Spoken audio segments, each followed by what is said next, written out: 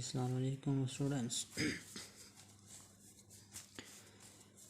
आज हमारा बायोलॉजी के लिए जो टॉपिक है दैट इज़ रेस्पिरेटरी डिज़ॉर्डर्स, जिनको हम सांस की बीमारियां कहते हैं। ठीक है जी, respiratory disorders. There are number of respiratory disorders which affect people.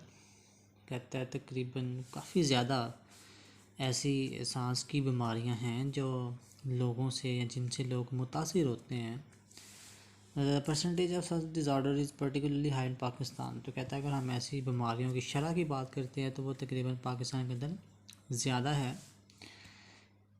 वजह क्या है, क्यों ज़्यादा है? It is due to the more concentration of air pollutants.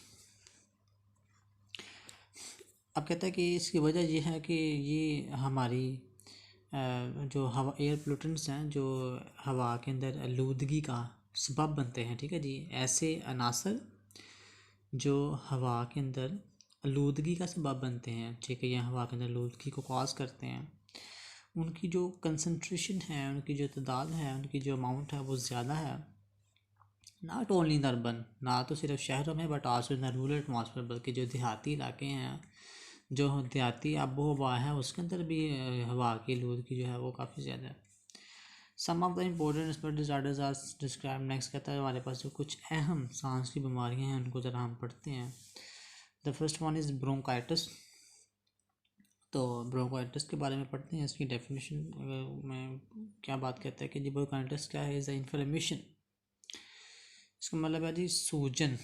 ठीक है जी, सूजन, सूजना। ब्रोंकाइटिस क्या है जी? इन्फ्लेमेशन है किसकी? ब्रोंकियाई या ब्रोंक्योल्स की।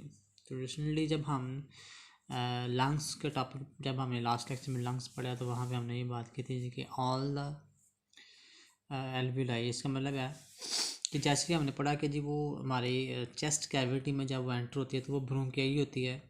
ठीक है जी, वो ब्रोंकियाई जो होती है वो फिर आगे डिवाइड होकर तो एल्विलाई में तकसीम हो जाती है। तो वो जो ब्रोंकियाई है, ये जो ब्रोंक्योल्स हैं, उनके अंदर जब सूजन हो जाती है, जब इन्फ्लेमेशन हो जाती है, it results in excessive secretion of mucus into the tube.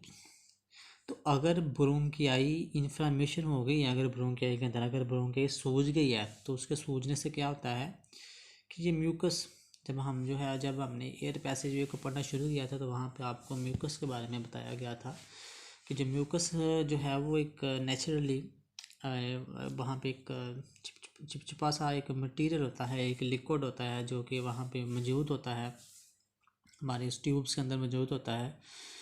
तो उसका अब यहाँ पे जो इन ट्यूब्स के अंदर जो म्यूकस है उसका फंक्शन ये होता है कि इन ट्यूब्स को प्रोटेक्ट करना अगेंस्ट द किसी जर्म्स वगैरह के या किसी भी ऐसा मटेरियल के जो हमारे लंग्स के लिए ना ठीक हो, उसके लिए फ़ायदेमंद हो, उसके ख़िलाफ़ प्रोटेक्ट करना। तो कहता है अगर ब्रोंकियाई में इन्फ्लेमेशन हो जाती है तो फिर हमारे वो जो ट्यूबुलर वाल्स हैं, जो उनकी जो दीवारें हैं वो स्वेल हो जाएंगी, सूज जाएंगी वो भी। एंड नैरोइंग ऑफ ट्यूब्स, और वो नालियाँ क्या हो जाएंगी? नैरो यानी तंग हो जाएंगे। इट इज़ काज बाय, वजह क्या है, ऐसा क्यों होता है, इन्फ्लामेशन क्यों होती है, म्यूकस ज़्यादा क्यों खारिज होता है? इसकी वजह ये है जी वायरसेस। अगर आपकी सांस के ज़रिए आपकी बॉडी में कोई वायरस एंटर हो गया है, कोई बैक्टीरिया, तो यहाँ इसके अलावा जो तंबाकू जो स्मोकिंग करते हैं लोग, ठीक है, अब वो जो तंबाकू स्मोक होता है उसमें भी कई तरह के केमिकल्स होते हैं। जब वो आपकी सांस के ज़रिए आपकी वो ट्यूब्स के अंदर जाते हैं तो वहाँ पे ब्रोंकिया जो होती है वो इन्फ्लेमेट होती है और उसके नतीजे में म्यूकस जो क्या होता है ज़रूरत से ज़्यादा खारिज होता है, जिसकी वजह से फिर वो ट्यूब्स जो है वो स्वेल हो जाती हैं और तंग हो जाती हैं। अब कहते हैं कि इसकी दो टाइप्स हैं ब्रोंकाइटिस की। पहली का नाम है जी एक्यूट और दूसरी का नाम है जी क्रोनिक। जो एक्यूट ब्रोंकाइटिस है इसका जो टाइम ड्यूरेशन है तकरीबन 2 हफ्ते है। मतलब ये एक्यूट है ना, मतलब दो तरह की डिजीज़ होती हैं, एक होती है एक्यूट, एक होती है क्रोनिक।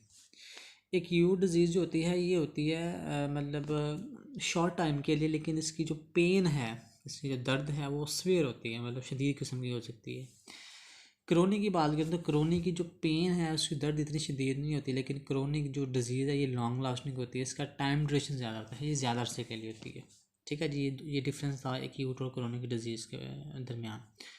तो जो एक्यूट ब्रोंकाइटिस है इसका टाइम तकरीबन 2 हफ्ते तक है, और जो पेशेंट है जिसको ये मर्ज़ होता है वो मतलब उसके जो ब्रोंकियाई हैं या जो ब्रोंक्यूल्स हैं उसको ऐसा जितना कोई परमानेंट डैमेज नहीं होता, कोई मतलब कोई हमेशा के लिए कोई नुकसान नहीं पहुंचता, तो वो इस मर्ज़ से तकरीबन 2 हफ्ते के अंदर अपने आप को सेहतयाब हो जाता है। अगर हम क्रोनिक ब्रोंकाइटिस की बात करते हैं तो ये जो ब्रोंकियाई है तकरीबन इसका टाइम ड्यूरेशन जो है वो 3 मंथ से लेके तो 2 इयर्स है। यहाँ पे इसका ट्रीटमेंट की बात नहीं की गई, लेकिन ऐसा इसका ट्रीटमेंट भी है, लेकिन उसमें थोड़ा टाइम जो है वो लॉन्ग लास्टिंग है, मेडिसिन काफ़ी ज़्यादा यूज़ करनी पड़ती हैं क्रोनिक ब्रोंकाइटिस में भी।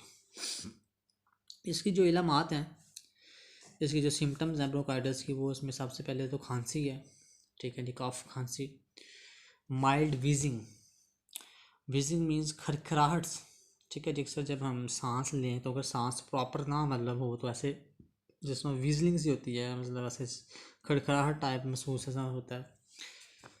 माइल्ड वीजिंग हल्की सी खड़खड़ाहट होती है, फीवर बुखार, चिल्स सर्दी लगना, एंड शॉर्टनेस ऑफ ब्रीथ और सांस की तंगी, specially when doing hard job, मतलब जब हम कोई सख्त काम कर रहे होते हैं, कोई मुश्किल काम कर रहे होते हैं तो उस वक्त सांस की जो तंगी है वो हमें महसूस होना। साइड बॉक्स में जी the majority of people diagnose with chronic bronchitis, तो कहता है जिन लोगों को क्रोनिक वाली ब्रोंकाइटिस होती है वो तकरीबन 45 साल की उम्र के लोगों को, यहाँ इससे ऊपर मतलब 45 साल से जो ऊपर होते हैं लोग, उनकी एज के जो होते हैं उनको यहाँ 45 साल तक जो लोग हैं उनको क्रोनिक ब्रोंकाइटिस हो सकती है। Next one is emphysema. कहते हैं एम्फीसीमा क्या होता है जी, destruction of the walls of alveoli. पहले हमने ब्रोंकाई की बात की थी, अब बात आ गई है एल्वियोलाई की, यानी अब ये लंग्स के अंदर बात चली गई है, जहाँ पे गैसेस एक्सचेंज होता है, जहाँ पे गैसों का तबादला होता है।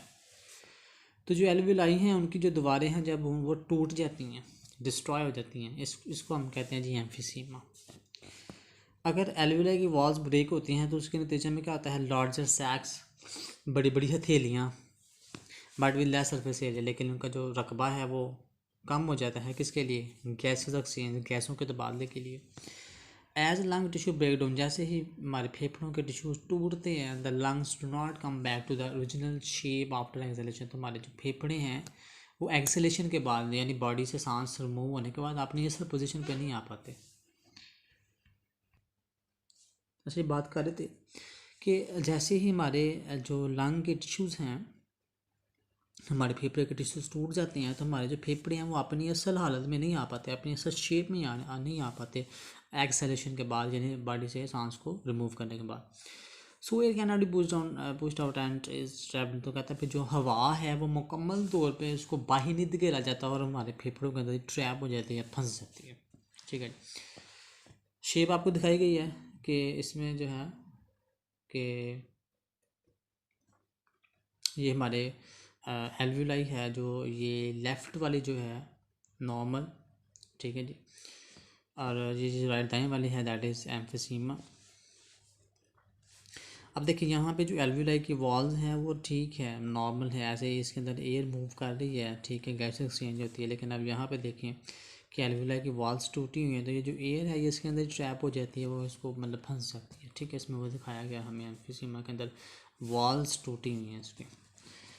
इसमें जो इसकी इलामात हैं उसमें सबसे पहले शॉर्टनेस ऑफ ब्रीथ है, सांस की तंगी है, फटीग, थकावट, रिकरेंट रेस्पिरेटरी इन्फेक्शन, यानी सांस की जो इन्फेक्शन होती हैं, सांस का जो कोई बीमारी है वो बार बार हो जाना, एंड वेट लॉस, वज़न में कमी। By the time the symptom of emphysema appear the patient has usually lost 50%। कहता है जब से एम्फीसीमा की इलामात ज़ाहिर होना शुरू होती हैं तो जो मरीज़ होता है वो तकरीबन अपने 50 से 70% जो है वो अपने लंग टिश्यूज़ खो चुका होता है, मतलब बिन शॉर्ट के उसके जो लंग्स हैं वो आहिस्ता ख़त्म होना शुरू हो जाते हैं।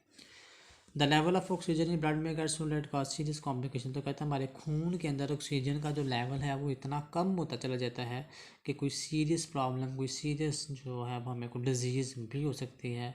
ठीक है, तो वो रीज़न क्या है, वहाँ पे लंग के टिश्यूज डिस्ट्रॉय हो जाते हैं। तो ऐसा जिसमें मुख्तलिफ क्वेश्चन राइज होते हैं, शॉर्ट क्वेश्चन के तौर पे एज लॉन्ग क्वेश्चन के तौर पे। वैसे तो देखा जाए that is a complete one long question bronchitis, लेकिन अगर अक्सर यहाँ पे जो ब्रोंकाइटिस के बारे में क्वेश्चन आ सकता है जी, व्हाट इज़ ब्रोंकाइटिस शॉर्ट में पूछा जा सकता है, ठीक है। उसके बाद इसकी काजेज़ पूछी जा सकती हैं, ठीक है, ये काज में बात चली जाती है, इसकी वजह क्या होती है, इसके टाइप्स पूछी जा सकती हैं, उसके अलावा इसके सिम्टम्स, ये शॉर्ट में इसके 4 क्वेश्चन बन गए ब्रोंकाइटिस के।